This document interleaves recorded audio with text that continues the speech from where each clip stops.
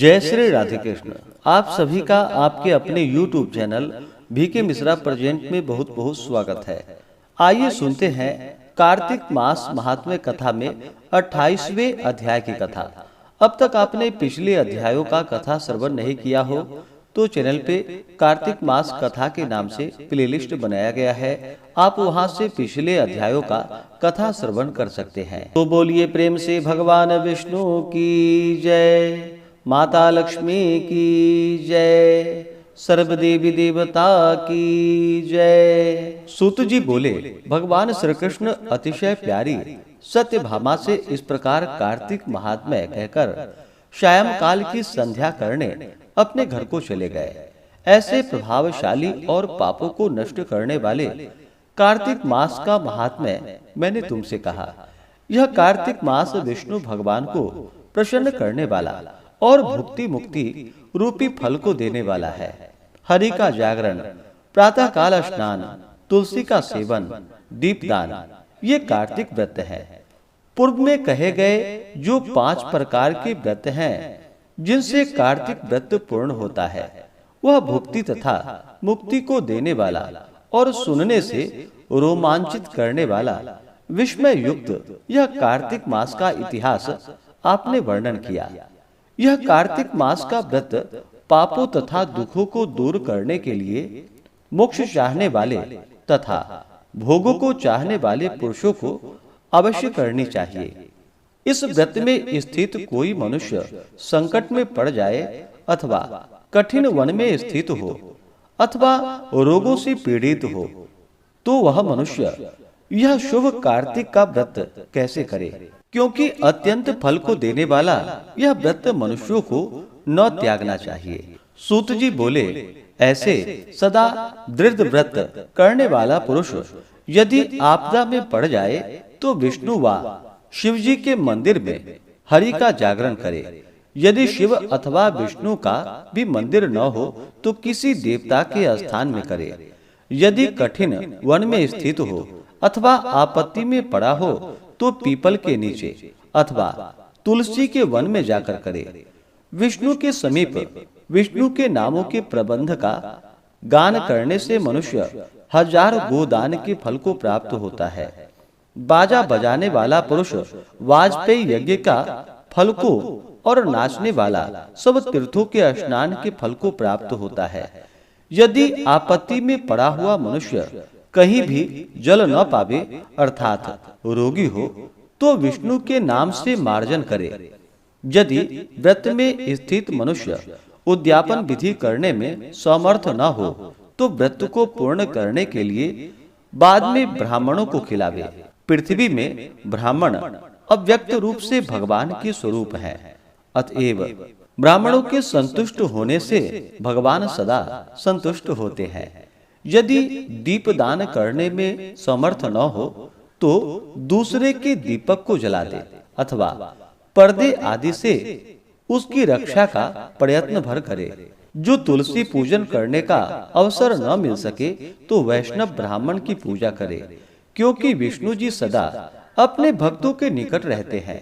इन सब के अभाव में ब्राह्मण का और गौओं का पूजन व्रती अवश्य करे अथवा व्रत पूर्ण होने के निमित्त पीपल और बड़ का पूजन करे। ऋषि बोले, तुमने पीपल और बड़ को गौ और ब्राह्मण के समान कैसे बतलाया? सब वृक्षों में वे 2 क्या अधिक पूजने योग्य हैं? सूत जी बोले, पीपल भगवान विष्णु का रूप है और रुद्र का रूप बड़ है। वैसे ही ब्रह्मा का रूप धारण करने वाला ढाक का वृक्ष है। ऋषि बोले, रुद्र का रूप बड़ है, वैसे ही ब्रह्मा का रूप धारण करने वाला ढाक का वृक्ष है। ऋषि बोले, ब्रह्मा और शिव ये कैसे वृक्षत्व को प्राप्त हुए? हे धर्मज्ञ, यह कहिए। इस विषय में हमको बड़ा संदेह है। सूत जी बोले, एक समय शिव और पार्वती भोग कर रहे थे। उस समय सब देवता और अग्नि ब्राह्मण का रूप धरकर गए और उन्होंने उनके भोग में विघ्न डाला। भोग के सुख में विघ्न होने से क्रोध से कांपती हुई पार्वती ने देवताओं को शाप दे दिया। पार्वती बोली, जितने कृमि कीटादि हैं वे भी भोग के सुख को जानते हैं अतः उस भोग सुख में विघ्न करने वाले तुम सब देवता वृक्ष रूप को प्राप्त हो जाओ। सूत जी बोले, इस प्रकार पार्वती ने क्रोधित होकर देवताओं को श्राप दे दिया। तब से देवता वृक्ष हो गए। हे मुनीश्वर, तदंतर ये दोनों विष्णु और महादेव पीपल और वट रूप हुए। बोधि अर्थात पीपल शनैश्चर के दिन को छोड़कर और दिन छूने में अयोग्य हुआ, अर्थात शनिवार को पीपल छूना चाहिए और अन्य दिनों में नहीं।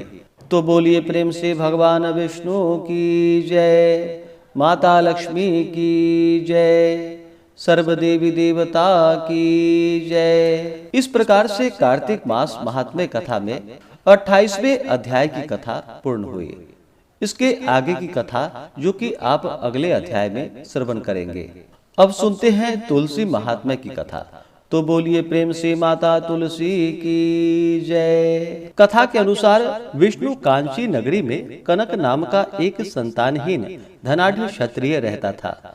अनेक व्रतों को करने के बाद उसके यहाँ एक सुंदर कन्या ने जन्म लिया। कनक ने उसका नाम किशोरी रखा।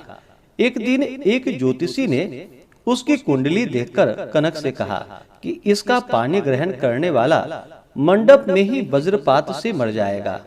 यह सुनकर कनक बहुत दुखी हुए और उन्होंने कन्या का विवाह ही न करने का निश्चय किया। एक दिन कनक के यहाँ शंकर नाम का एक ब्राह्मण आया।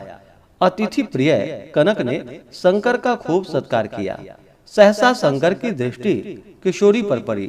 उसे उस युवती कन्या को अविवाहित देखकर बड़ा आश्चर्य हुआ। उसने उसकी सखी चंदना से जब इस विषय में पूछा तो उसे सारी बात ज्ञात हुई। कनक के आतिथ्य और किशोरी के शील स्वभाव से प्रसन्न होकर शंकर ने कनक से कहा कि मैं तुम्हारी पुत्री को भगवान विष्णु का द्वादशाक्षर मंत्र ओम नमो भगवते वासुदेवाय बताए देता हूँ। वह 3 वर्ष इसका जप करे तथा प्रातः काल उठकर तुलसी उपवन का सिंचन करे और प्रतिवर्ष कार्तिक माह में तुलसी का भगवान विष्णु से विवाह करे। इस व्रत के प्रभाव से वह विधवा नहीं होगी। किशोरी ब्राह्मण के बताए अनुसार द्वादशाक्षर मंत्र का जप और तुलसी वन का सिंचन करने लगी। प्रतिवर्ष तुलसी विवाह भी करती थी। इस प्रकार उससे 3 वर्ष बीत गए। चौथे वर्ष जब कार्तिक मास में प्रातः स्नान के लिए जा रही थी तो उसे विलेपी नामक एक क्षत्रिय कुमार ने देख लिया और उसके अनुपम सौंदर्य पर मोहित हो गया। वह उसे प्राप्त करने का प्रयास करने लगा, पर किसी भी प्रकार से उसे सफलता न मिली। एक दिन उसे पता चला कि वहाँ एक मालिन नित्य किशोरी को फूल देने के लिए जाती है। यह जानकर वह उस मालिन से मिला और धन देकर उसे अपने षड्यंत्र में शामिल कर लिया। अब वह नित्य प्रति मालिन की लड़की बनकर स्त्री वेश में किशोरी को फूल देने जाने लगा। उस समय विष्णु कांची में जयसेन नाम का राजा राज्य किया करता था। उसके पुत्र का नाम मुकुंद था। एक दिन मुकुंद ने किशोरी के रूप और सौंदर्य की प्रशंसा सुनी तो उसने निश्चय कर लिया कि मैं किशोरी से ही विवाह करूंगा। उसने इस आशय का संदेश किशोरी के पिता कनक को भी भेज दिया। राजा के मंत्री ने आकर कनक से विवाह की सहमति प्राप्त कर कार्तिक शुक्ल द्वादशी का दिन निश्चय कर लिया। निश्चित समय पर किशोरी को लग्न मंडप में बैठाया गया। उस समय भी किशोरी भगवान विष्णु और तुलसी माता का ही ध्यान कर रही थी। आधी रात के समय विवाह के लिए मुकुंद मंडप में आया तो वहां से अन्य पुरुषों को हटा दिया गया। सिर्फ विलेपी ही स्त्री वेश में होने के कारण वहां बैठा रहा। अचानक आकाश में घनघोर गर्जना होने लगी। बहुत तेज आंधी चलने लगी। सारे दीपक बुझ गए। बिजली चमकने लगी। उसी समय विलेपी ने अवसर देखकर जैसे ही किशोरी के हाथ को स्पर्श किया वैसे ही आकाश से वज्रपात हुआ और विलेपी काल कवलित हो गया, यानी कि मर गया। उसके मरते ही सब कुछ शांत हो गया। पुनः सब व्यवस्था हुई। मुकुंद और किशोरी को सकुशल देख सब लोग प्रसन्न हो गए। प्रसन्नता पूर्वक कनक ने किशोरी का मुकुंद के हाथ में हाथ दे दिया और इस प्रकार तुलसी व्रत के प्रभाव से वैधव्य योग की समाप्ति हो गई और किशोरी राजरानी बन गई। तो बोलिए प्रेम से माता तुलसी की जय, भगवान विष्णु की जय, माता लक्ष्मी की जय, सर्व देवी देवता की जय। तो आशा करता हूँ कि यह जानकारी आपको अच्छा लगा हो। इसी प्रकार से ज्ञानवर्धक जानकारियाँ प्राप्त करते रहने के लिए, व्रत पूजा के बारे में जानने के लिए, कथा को सुनने के लिए चैनल पे अगर आप पहली बार आए हैं तो चैनल को लाल बटन दबा करके सब्सक्राइब करें, साथ में बेल आइकन घंटी को दबाएं ताकि आने वाली वीडियो का नोटिफिकेशन आपको समय से मिलता रहे। वीडियो को लाइक करें, शेयर करें, सुखी रहें और स्वस्थ रहें। जय श्री राधे कृष्ण। धन्यवाद।